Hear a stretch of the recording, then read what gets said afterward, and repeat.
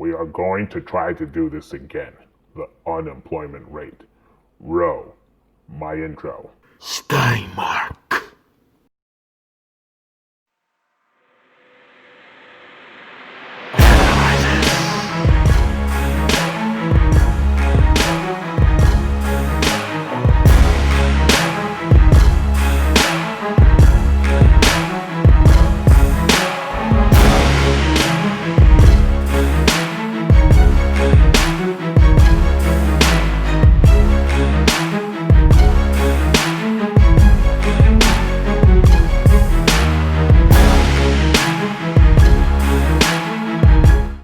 Last video, we touched a little bit on unemployment. I was distracted from the main segue and got off topic. So with that being said, let's take a look at the unemployment rate. U.S. unemployment rate has dropped according to a May statistic. The market did a small rally around this news, but was quickly engulfed in the new cases with coronavirus around the states.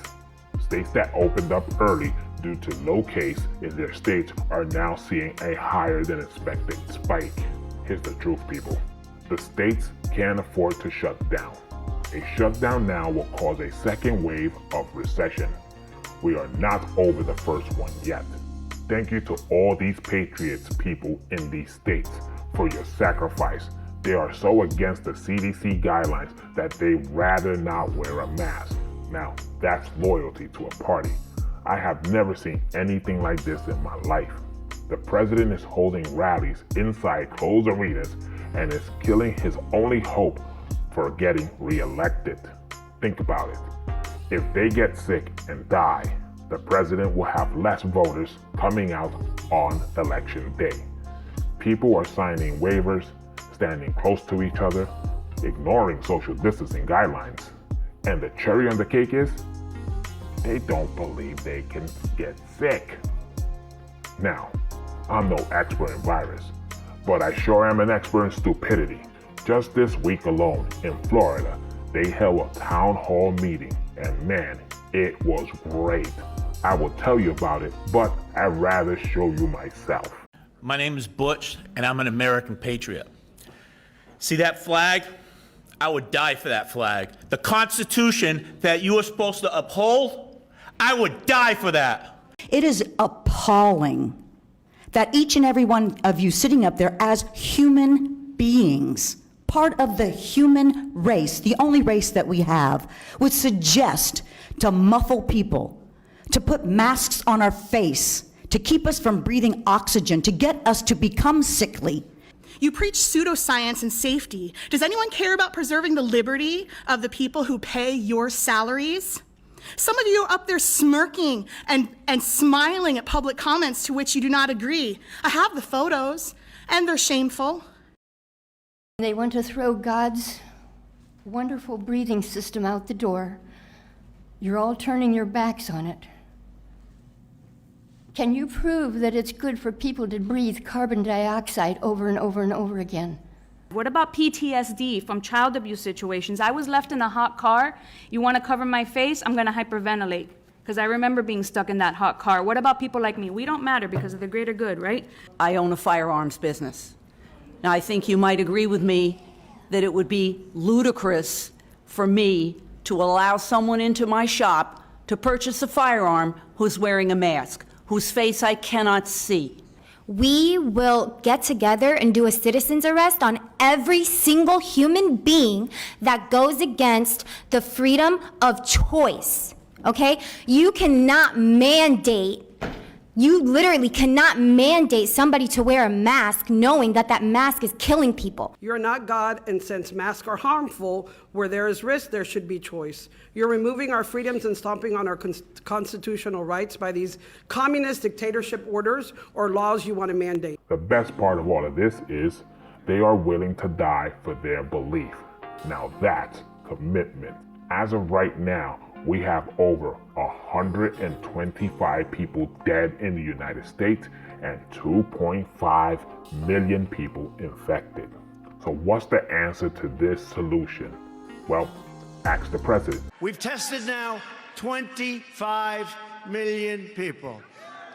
It's Probably 20 million people more than anybody else. Germany's done a lot. South Korea's done a lot. They call me, they say, the job you're doing, here's the bad part. When you do testing to that extent, you're going to find more people, you're going to find more cases. So I said to my people, slow the testing down, please. If we stop testing, surely our numbers will stop growing, but the spread of the infection won't. European countries have decided to ban Americans from traveling into their countries. Now that's a wall that the president promised. You wanted a wall? Well, you got your wish. There goes your wall. Congratulations, America. The market is reacting to COVID-19, and the Federal Reserve on Thursday, June 25th, did a stress test for 33 large U.S. banks and U.S. subsidiaries of foreign banks. So, how did they do? Let's take a look at this list. Now, JP Morgan came in at minus 5.48%. Bank of America came in at minus 6.35%. Citigroup, minus 5.88%. Wells Fargo's, minus 7.41%. Goldman Sachs, minus 8.64%. Morgan Stanley, minus 3.56%. Out of all of these banks, only Wells Fargo's paid out cash dividends during the first quarter. That exceeded its estimate of fourth quarter average of net income through the second quarter. Now there are many unknowns here, like second quarter provisions for loans and laws may come in a lower than expected. The bank voluntarily suspending buyback in mid-March through the second quarter was already far more impactful for preservation of capital. The bank will announce a capital plan on Monday, June 29th, after the market closes. Look, this goes for all those patriots out there. If you don't want to wear a mask, that is fine with me.